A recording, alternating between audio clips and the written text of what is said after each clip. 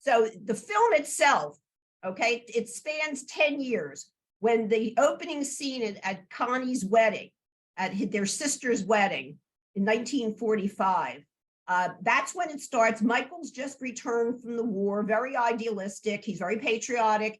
He feels that, he did something good for the country and that type of thing.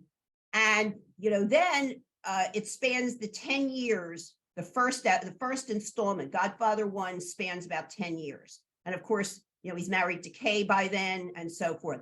The film itself has been included in the 1990 group of films. The National Film Registry, every year, they pick 25 films that they consider, as they say, quote, culturally, historically, or aesthetically significant.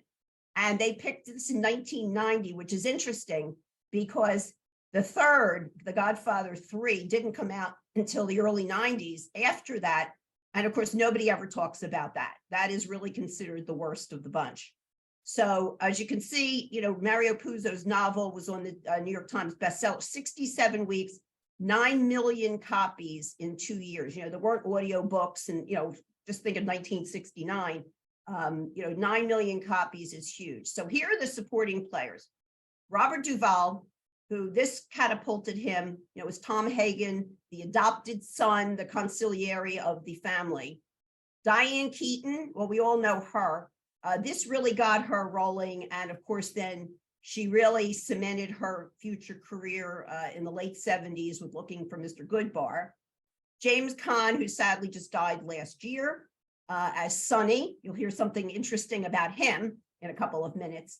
And John Cazale, it's really a tragic story because, as you can see, and I hope it's not blocked, he died very young. So he was only about 43, died of a brain tumor. And he was very, very good friends with Al Pacino. If you've ever seen the movie 1975, Dog Day Afternoon, where, Al Pacino, he robs the bank. And this actually was based on a true story. He robs the bank because he is trying to get money to pay for his friend, who's played by John Cazale, his sex change operation. So this is back in 1975. They filmed that, and he helped to get John Cazale the part. So they were very, very good friends. So here, Mario Puzo, it began with a book. And believe me when I tell you, I searched for some different pictures of Mario Puzo, but that's really what he looked like, and that's what the photographs show.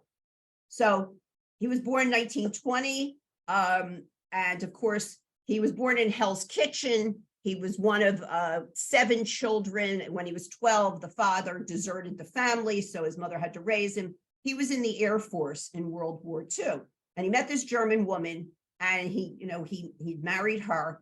He went to CCNY, and he had 5 children of his own. He became a collaborator with none other than Francis Ford Coppola on scripts, small scripts. He was a short story writer as a career. And what happened was that a literary scout came along and found this manuscript that he had written. He thought, you know what, this is different than the mobster movies of the 30s and the 40s, the James Cagneys and all the film noir and, black and white and all of that. This really has some substance. It's not just about the criminal. It's not just about the murders. It's about a family and what happens and the conditions of the time and how they pull together and the competition and so forth.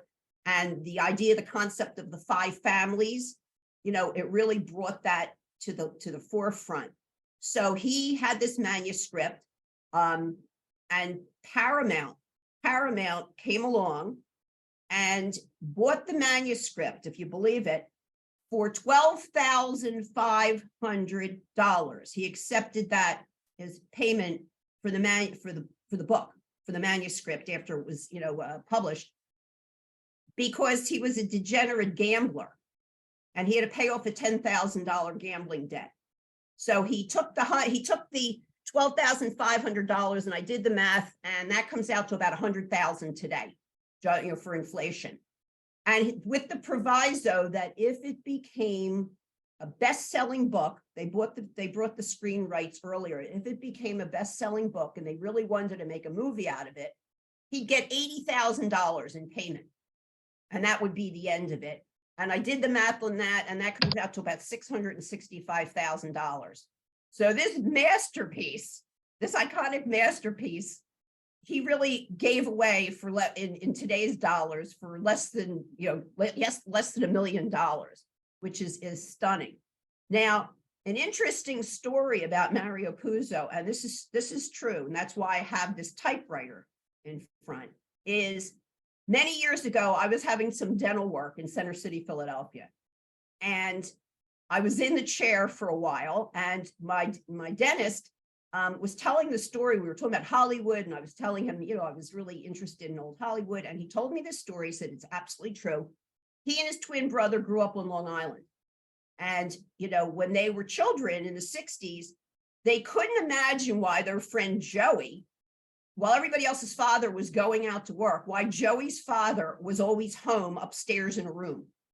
And, the years went on and they just couldn't figure it out. So one day after school, they ride their bike over to Joey's house, and Alan, not the twin, but Alan goes up the steps and he sees Joey's father sitting there with a stack of papers on the desk. And he says to him, "What is that?" And the father says, "Well, I just finished writing this manuscript." And he says, "Well, gee, Mr. Puzo, what is it?" And Mr. Puzo says to this little kid that rode over on his bike, "It's called The Godfather, and I hope it's successful and sells some books," which is just like a stunning story that, this kid just coincidentally was very close friends with one of Mario Puzo's 5 children. And the typewriter that you see here, as it turns out, Alan was telling me that he was looking in an old antique magazine and he saw that Mario Puzo's typewriter was up for auction. And he really wanted to buy it, but I think somebody, I don't know what it would cost, but somebody got it before him. So, you talk about the things that you can't make up. Here's a professional in Philadelphia that as a kid was riding his bike over to his friend's house and walks up the stairs and sees this giant manuscript on a desk. And it turns out, Mr. Puzo, what is that? So I just thought I'd share that with you for just a little bit of human interest on that.